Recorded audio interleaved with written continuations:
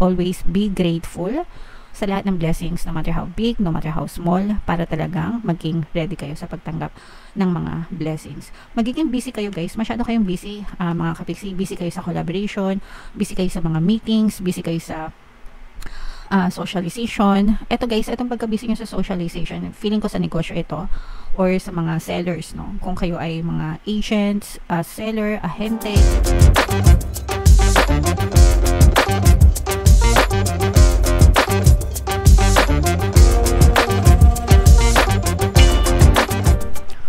Hello guys, hello Libra, welcome back to Pinoy Pixie Tarot. Ang pamagat ng episode natin for tonight is Bear months kapalaran. Pasensya na.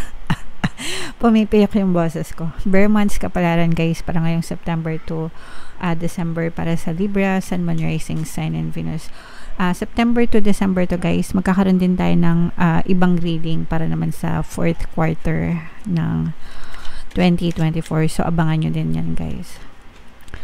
So, ito yung first message para sa inyo, guys. Ito yung mga maaaring parating sa inyo or maaaring yung ma-experience o kaya mensahe ng inyong mga gabay. Sweetheart, this is love energy, mga kapiksino. So, ibig sabihin nito, magiging maganda yung romantic department nyo, mga kapiksi, ngayong bear months. So mainit, no? Mainit ang pagmamahalan sa isa't isa, sincerity, honesty, purity, unconditional love. Mapapansin nyo din na lalo pang umiigting, no? Ang pagmamahalan nyo sa isa't isa ng iyong partner o specific person. Sa mga in a relationship yan. Kung kayo ay may mga pag-aaway, pagtatalo, pagtatampuhan, mga kapiksi, maaari ding maayos yung inyong mga sitwasyon, guys. Okay? Another message para sa inyo, compromise. Ito yung reconciliation din, mga kapiksi, no? Pwedeng sa love life, guys, kasi nga nagiging maganda na yung love energy nyo. Pwede rin naman sa ibang tao kung kayo ay nagkakaroon ng mga hindi pagkakasunduan, hindi pagkakaunawaan with other people. Nakikita natin na maaring maayos, maplansya yung mga gusot-gusot nyo, guys. So, kailangan lang talaga yung compromise. Ibig sabihin, give and take, 50-50, mga kapiksi. Mag-set kayo ng mga expectations and you come up with certain agreements para magkaayos kayo ng ibang ng other party, mga kapiksi. Importante yun guys, para maalagaan yung pagkakaroon ng harmonious na relationship. And then we have strategy, guys. So meron pa kayong 4 months, no? May natitira pang 4 months sa inyo guys, para ngayong 2024. So make sure na pag-aralan nyo yung mga strategy nyo, kung gusto nyong i-adjust para ma-meet yung mga goals nyo, yung mga desires nyo sa buhay, mga kapiksi. It's never too late, hindi pa huli ang lahat. May chance pa kayo, may pagkakataon pa kayo para ayusin yung mga strategy nyo, i-adjust what works for you, what does not work for you, guys. And para maabot nyo yung mga goals nyo, yung mga sinet nyo na goals for 2024. And pwede nyo rin magamit itong mga strategies na to for 2025 naman, mga kapiksi, for maintenance or improvement. Okay? So that's why importante talaga guys yung nagpa-planning. Sabi ko nga sa inyo guys, no? Huwag nyong kalimutang mag-planning, mga kapiksi, para talagang alam nyo yun, nagkakaroon ng magandang progress sa buhay nyo. So, tingnan natin, Libra, yung ganap sa inyo ngayong bear months. Shuffle natin to guys. Habang sinashuffle ko to, panoorin nyo muna yung video natin regarding sa ating paano mag-manifest ng abundance video course. Kapiksi, sawa ka na ba sa mga struggles at hirap sa buhay mo? Masipag ka ba at masikap sa buhay ngunit hindi ka pa rin umaasenso? Ilang beses ka na bang nag-attempt mag-negosyo at mag-invest pero palagi ka pa rin nalulugi? Sa pagkakataon na ito ay maaaring may subconscious beliefs ka na nagiging balakid sa iyong pag-unlad at pagyaman. Introducing, paano mag-manifest ng abundance video course. Dito ay matututunan mo ma-overcome ang mga balakid mo para tuluyan ka ng umunlad, umasenso, sumagana, maging matagumpay, successful at maswerte sa iyong kabuhayan, pera, trabaho, negosyo sa labi at kaperahan ng bonggang-bongga. Dali, mag-send na ng email sa pinoypixietarot@gmail.com at simulan na ang iyong pagyaman ngayon. Alright. So, sa lahat ng gusto mag-avail ng course, guys, meron tayong promo for August. Magbibigay tayo ng free 3-in-1 pampaswerte sa subliminal, sa pampaswerte sa buhay, sa pera, at saka sa love life. Worth 1,500 yung freebie na yan until August 31. So, i-avail nyo na, guys. Sobrang ganda. And meron din tayo, guys, bagong course, paano mawala ang third party at magkaroon ng harmonious na relationship para mawala, guys, yung mga kabit ng mga jowa nyo. 30% discount naman yan until August 31. So, i-avail nyo na, guys. Sobrang ganda. And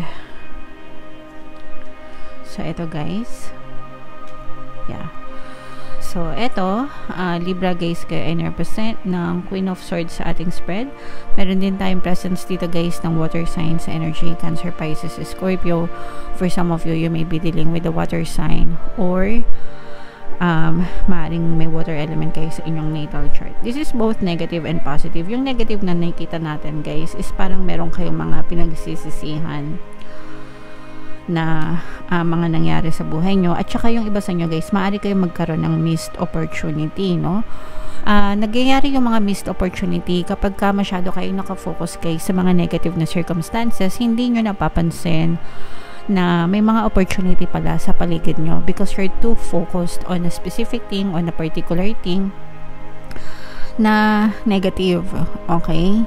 And sabi ko nga sa inyo, guys, yung opportunity nasa paligid lang yan. Most of the time, hindi nyo yan napapansin kapag ka masyado kayo nag-overthink, masyado kayo maraming duda, masyadong nakafocus sa nega, mga kapiksi, hindi nyo napapansin na marami palang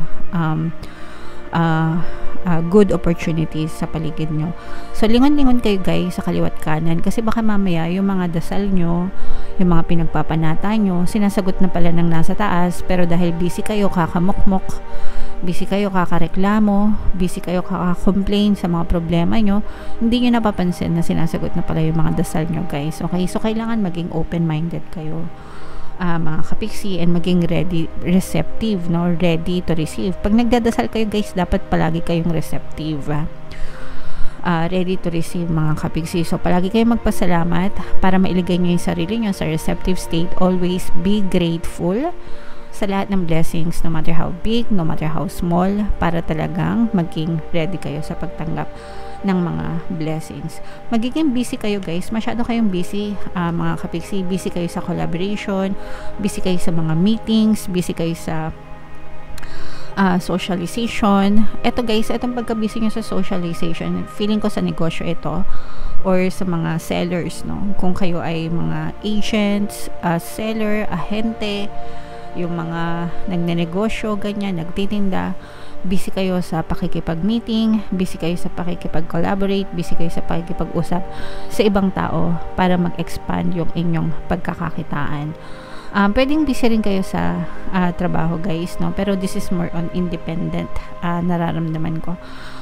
Kung sa trabaho naman, pwedeng palagi kayong may overtime, ganyan, kasi a lot of people parang gustong-gusto nila kayong makausap, mga kapiksi, kasi maganda yung performance nyo sa trabaho. And ito naman, guys, talagang more sales, more income. Pwedeng may mga new opportunities pa kayo. Very productive talaga kayo, guys.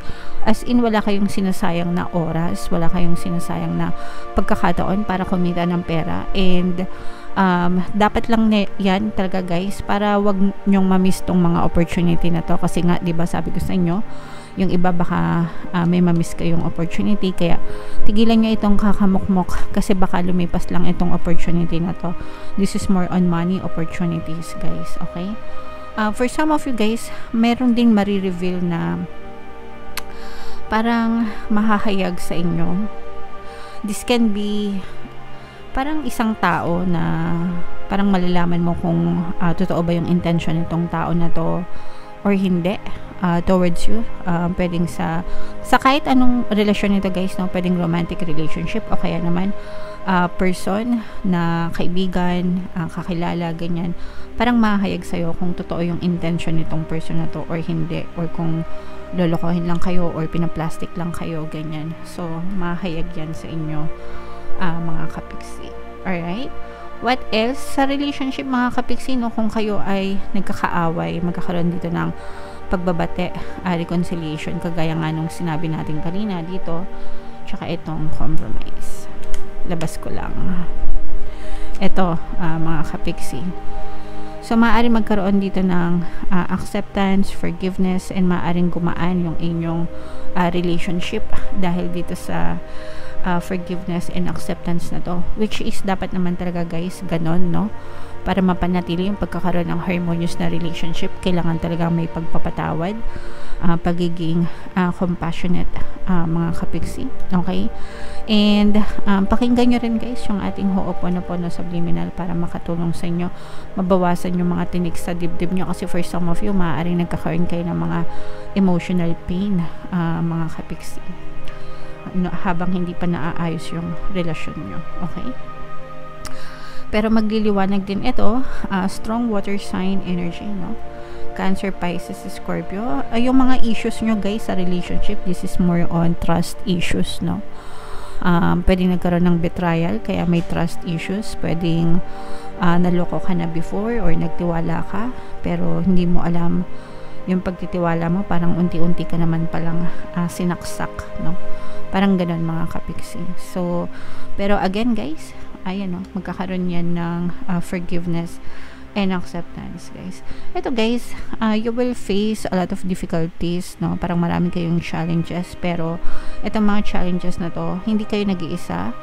Palagi kayong may katulong, especially yung person nyo, kaya gumagaan yung mga pagsubok sa inyo, especially sa loob ng tahanan, sa loob ng pamilya, mga kapiksi. Yung relationship nyo guys, sa romantic relationship, talagang matibay, no? Nakikita natin na very strong yung relationship nyo.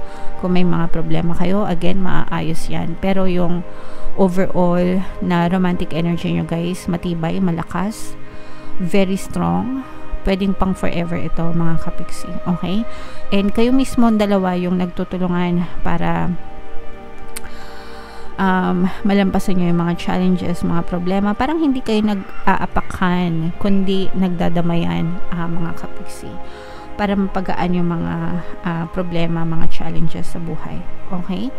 So, i-main nyo to guys. Ito, harmonious relationship, harmonious relationship, forever relationship, acceptance, forgiveness, itong mga bagong opportunity sa pera guys, i-main nyo yan. Yung maraming sales, maraming clients, maraming kita, yan. I-main nyo lahat yan guys sa comment section. Para sa inyo yan. Deserve nyo yan, mga kapiksi. Okay? And huwag nyo kalimutan guys, makinig ng mga pampaswerte subliminals natin. Mga katulong yan lahat sa inyo. Libre lahat dito sa YouTube, mga kapiksi. Ito yung playlist guys. And ito naman yung ating success stories ng paano mag-manifest ng abundance video course. Click here to subscribe guys, and click here to join our membership program. Thank you for liking, sharing, and subscribing, and see you again next time. I love you all guys. Have a nice day. Bye-bye.